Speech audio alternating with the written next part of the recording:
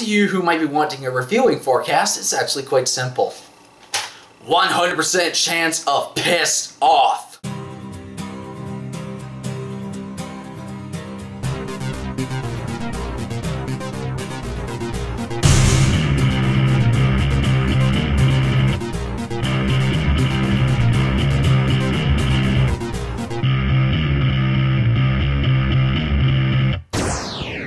Battle-Girls Time Paradox.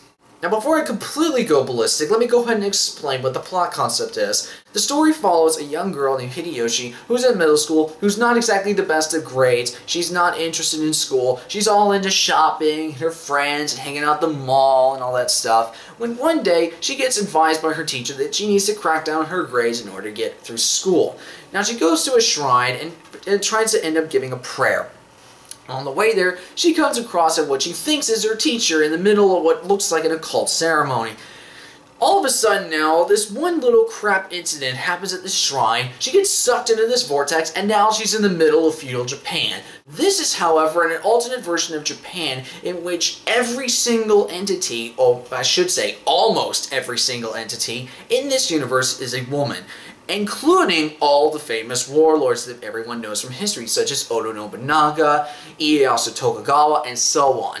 If I had to describe the level of sheer annoyance that this show has brought onto me, it would be, how would I describe it in a simple formula? Okay, I got it. Imagine if Vanille from Final Fantasy XIII was set in a premise of Kid in King Arthur's court, except replace the Camelot setting from that film, put it in feudal Japan, put it in with samurai women that are all replacing the warlords of Japan, and put them in battles that are similar, akin to DBZ. Now, part of that might sound really fun, but let me tell you right now, it's not. And that's due in part to the fact that pretty much nothing in this show works or is consistent with itself, but I will get to that last part later. Let's go ahead and dive into the main problem with this story, Hideyoshi herself. Hideyoshi is without a doubt either the second or third most annoying anime character I have ever seen ever since I started diving into this genre and the style to begin with. Every time that this girl opened her mouth, I wanted to smack her. All she would do is complain about how she's not getting her cell phone to work, how she is completely oblivious to the time period that she's in, making all sorts of pop culture references and little tidbits here and there.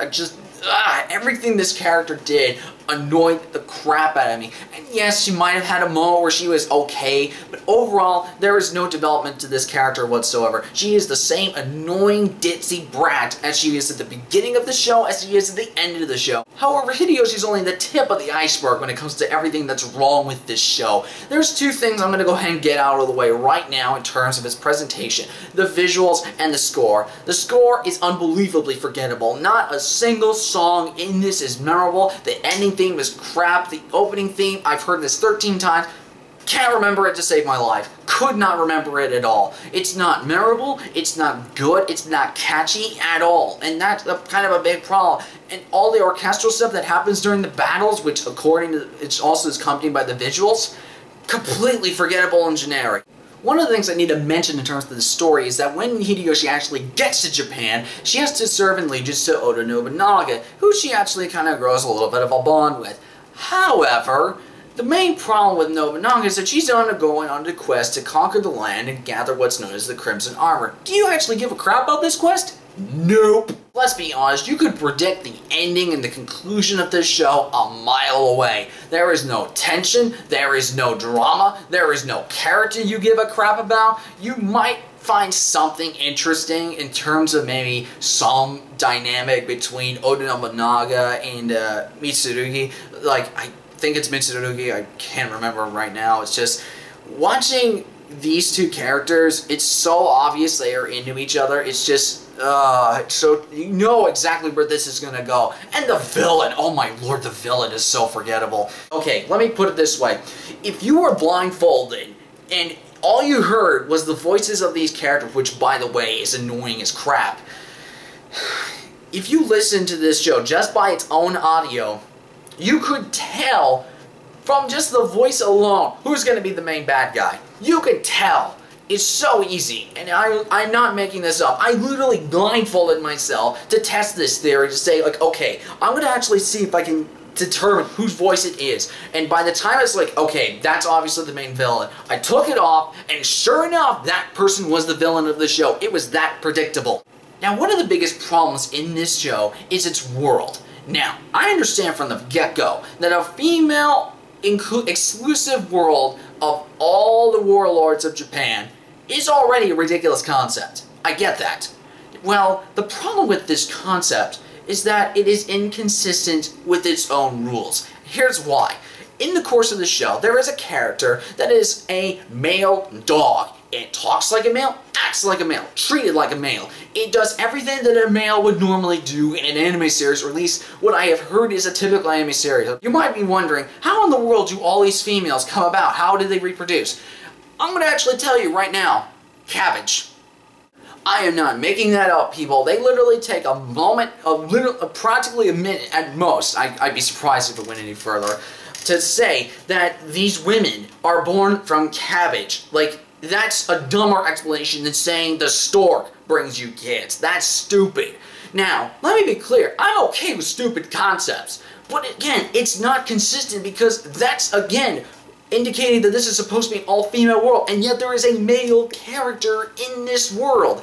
If you don't have a consistent world with rules and a way it's set up and how characters are supposed to interact with each other within this world, there is no way you can build a meaningful story or a fun story or good characters and memorable characters in that world that would be consistent. You can't do that. If you're going to break your own rules, why should we care? Another thing I need to mention is the voice acting is atrocious. Now, let me make this clear. I'm not a big dubs hater. I don't see a point hating dubs. I don't get it.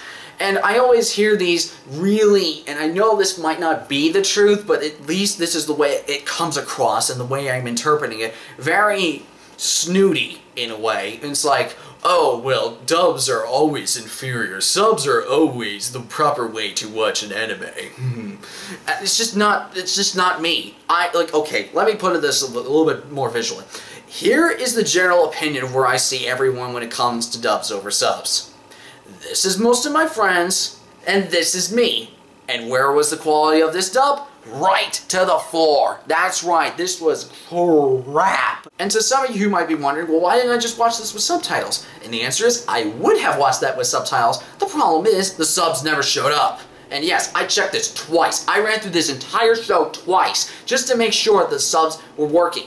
They didn't. I checked this so many times. I was like, what's wrong with this? And I turned them on twice. I checked every single subtitle, wouldn't work. However, since that is only probably indicative to my case, I won't count that as a criticism in saying that that's a fundamental problem with the show. That's just something that I personally encountered. Is there a ton of fan service in this show? Absolutely. I mean, but you guys know me by this point. I never use fan service as either a criticism or a compliment to the show. That's just something I just put it to the side. It's just like, yeah, whatever, just go on ahead and do your thing. I won't bother you, you don't bother me. So let's see what's wrong with the show. Battles that are forgettable and don't care. Score that is really forgettable. Characters you don't give a crap about. A story you don't give a crap about. And a world that is inconsistent within its own rules. Well, Battle Girls, it seems like you've earned the honorary title of being the first to get my lowest grading to date. I say that Battle Girls Time Paradox deserves to be killed with fire. So there you go, everybody. That is my review of Battle Girls Time Paradox. I hope you enjoyed it. Now, to have this a little bit of a fun question, what is the most annoying anime character that you have ever seen? Whatever it is, comment below and tell me what you think. So until next time, I'm Perry the One-Armed Legend. You name it, I can play it.